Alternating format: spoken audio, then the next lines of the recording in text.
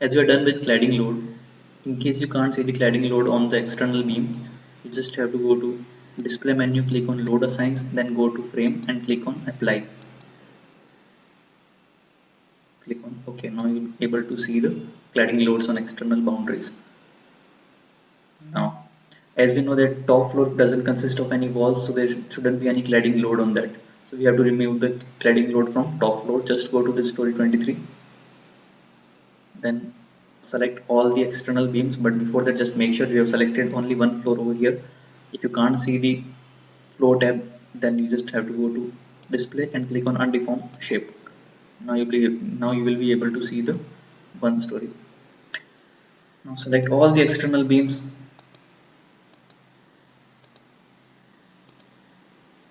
You can cross check from bottom left corner that 6 frames are selected. Then go to the assign, click on frame loads, click on distributed, click on delete existing loads, click on apply, then click on OK.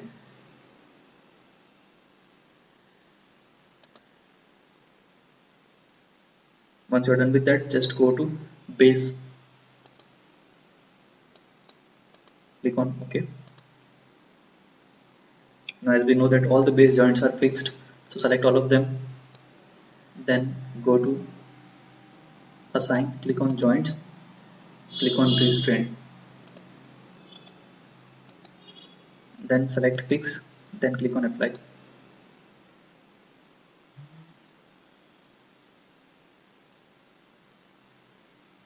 Then click on OK to exit.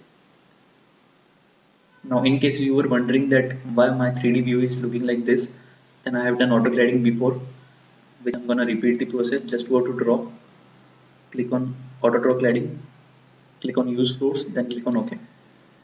Now your 3D view will be look like similar to mine.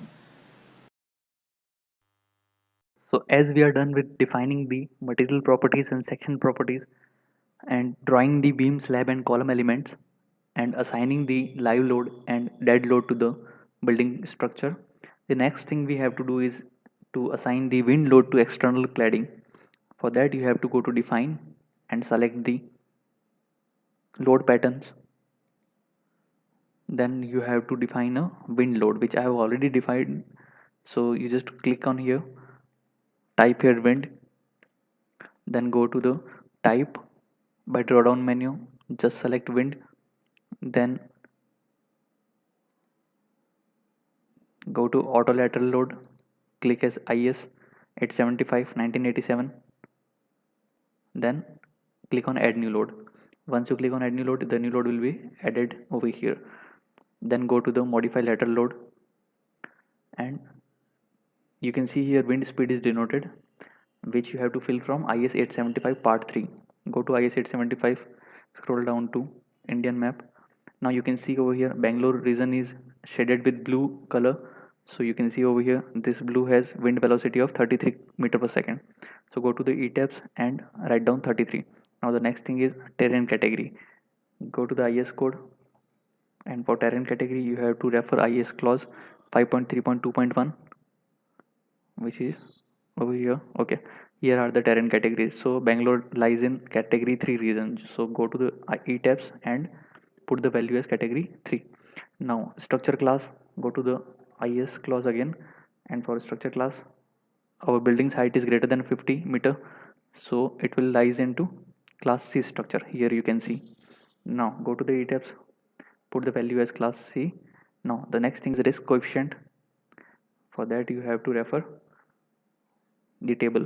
Now you can see for 33 meter per second wind speed and for design lifespan of 50 years, for all general buildings this coefficient is 1. So go to the ETABS and put it as 1. Next thing is topography factor. This also you have to refer from IS code. Once you scroll down over here you can see topography factor in clause 5.3.3. Here you can see. Now accordingly just fill up the topography factor as 1 and click on OK. Click on OK. Once you define the wind load, the next thing is to assign the wind load to cladding. For that, just click on plan, then go to the elevation, click on A, then click on apply. Now select all stories. Once you click OK for exit, then select all stories. Once you select all stories, click on all the panels and select all the panels. Once you're done with this, now you have to go for wind pressure coefficient. So for that, open IS code and come to the table. Now you can see here h by w ratio. You have to define the h by w ratio for your building structure. For our case, it lies between 1.5 to 6. So go for this case. Here it is. And you have to define L by W ratio also. H by W and L by W. So you have to define L by W ratio also. So we can see here our risk coefficient factors are 0.8 minus 0.25 minus 0.8 and 0.8 for 0 degree angle from windward side. So go to the E tabs. Now as you have already selected these panels, now go to the assign and click on shell loads. Click on Once you click on shell loads, then go for wind pressure coefficient. Here you can see our wind pressure coefficient is 0.8 for windward side. Click on windward, then apply. Click on OK to exit. Wind pressure coefficient has been applied on section A. Now the next thing you have to do is go for elevation and section B. Click on apply, click on OK to exit. Now select all the panels. Make sure all stories have been selected. Select all the panels, then go for assign. Click on shell loads. Go to wind pressure coefficient and make it as 0.8 windward direction and click on apply. Click on OK.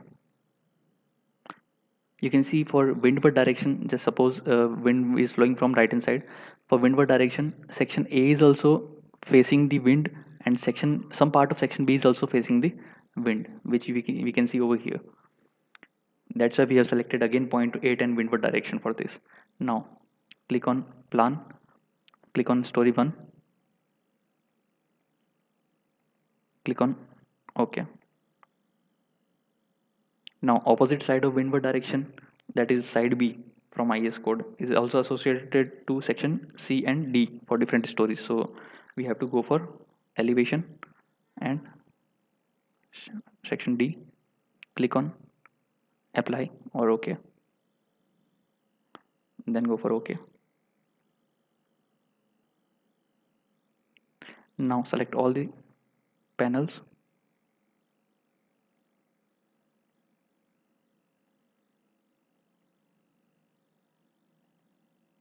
Okay, after selecting all the panels, make sure you have selected all the stories over here and go to the assign, then go to the shell loads and risk. So then wind pressure coefficient. Here for elevation D, we have wind pressure coefficient as minus 0.25. So put it as minus 0.25 and it is leeward side. So select on leeward side, then click on apply. Then click on OK to exit. So wind load is applied in section D. Likewise, we have to go for elevation and click on C. Click on apply and OK.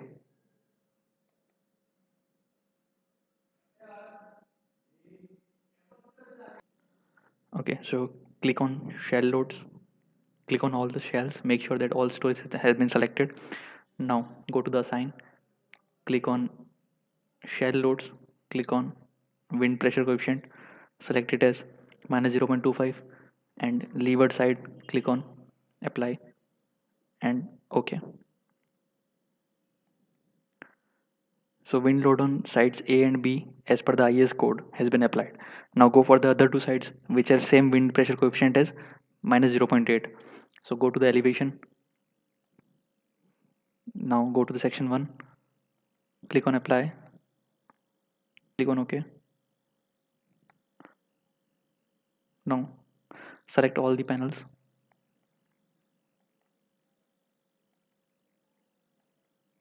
Okay, now as we know that coefficient are same in other direction too, so I can select them together. So by using these arrow, just go to the elevation 2. Now select these panels also.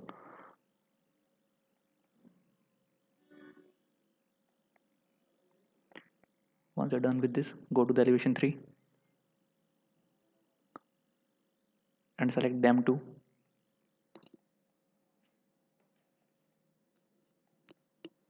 Go to the elevation 4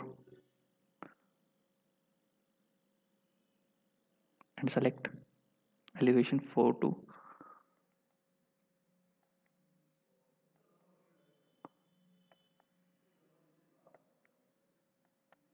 Okay, now assign. Go to the shell loads, click on wind pressure coefficient, put the value as minus 0.8 and select as sides. Click on apply, click on OK.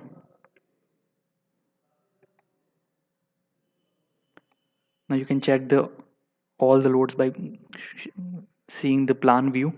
Click on plan, go to the story 1 or any story you want to see, then click on OK.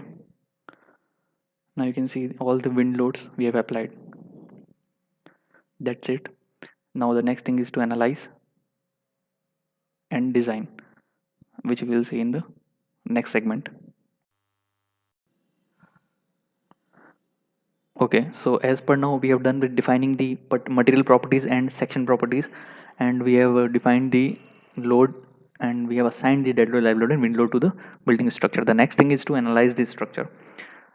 Before going to that, just click on this and you can have an extruded view of your building by clicking on this and wait for T-tabs to operate. Now you can see the extruded view of your building. You can also rotate it through this and you can have a 3D view look. Now escape it. For analysis, click on analyze. You can cross check set load cases to run and you can just make sure that all the load cases are in run. Now click on run now. You can also have a direct access to the run analysis by clicking on this shortcut over here. Now once the analysis will done, you can have different outputs like displacements, shear forces, axial forces, bending moments and all. You also can have a look at bottom left corner that how much percentage of analysis has been done.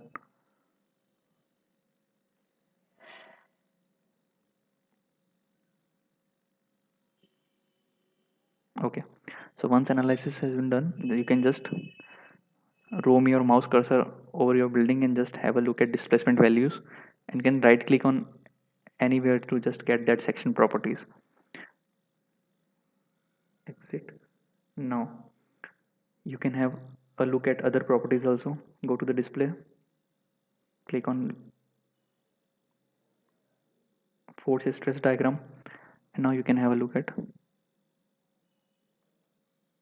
different forces. Just click whatever you want to see. In case you want to see in plane shear, click on this and click on apply.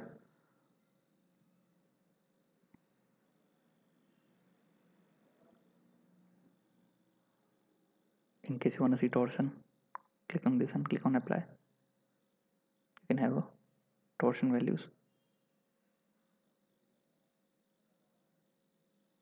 Likewise for shear.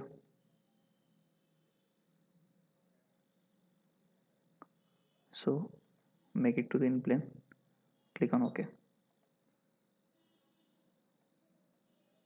Now the next thing is to design. For design, just click on design and first of all cross check that concrete beam design. Click on view your response preferences and make sure that IS 456-2000 has been selected over here. Click on OK. Now go to the design, click on concrete frame design, click on start design / check. Wait for concrete section to get designed.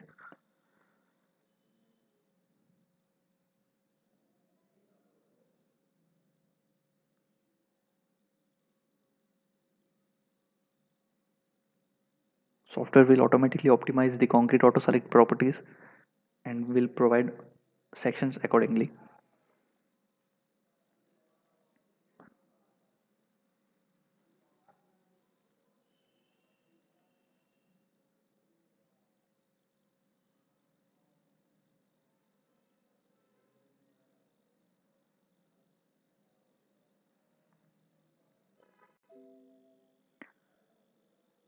You can see the notification has been appeared which says analysis and design section differ for 706 concrete frames. Do you want to reiterate analysis and design?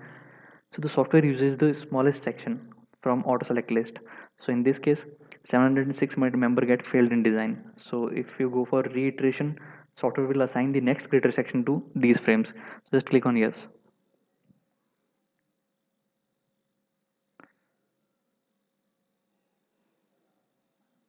Now it will operate again done analysis and design automatically.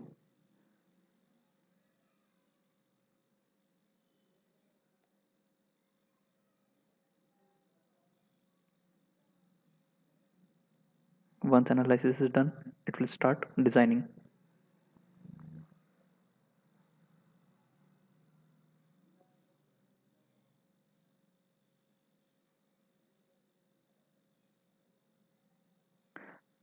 This time there is no notification of member failed. Okay, design has been started.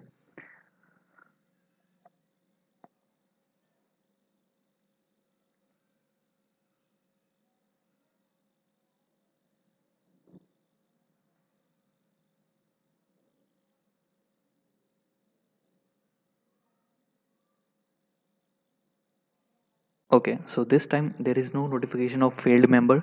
So you can just click on any beam or column and you can have a look at details of that segment. Click on details and you will have a detail of that concrete frame. So this is the element of section B 500 by 300. So just have a look at beam properties, shear, force and reinforcement for shear and reinforcement for torsion, etc. You can have a look at. Now exit, exit. Also you can select any beam, column, joint, etc. Now go to the report.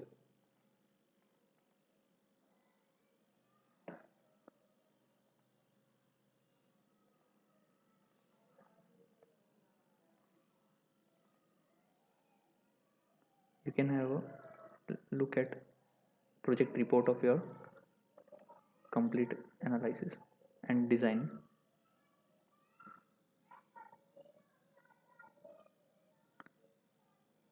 Wait for the report to appear.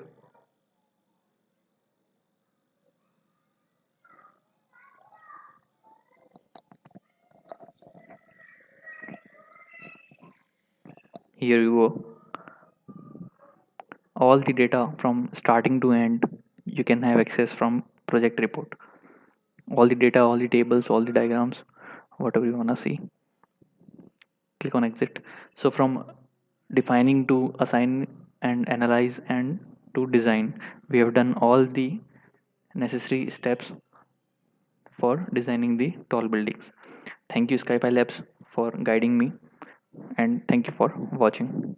If you have any queries, just put it down in comment section. I'll reply if possible. Thank you.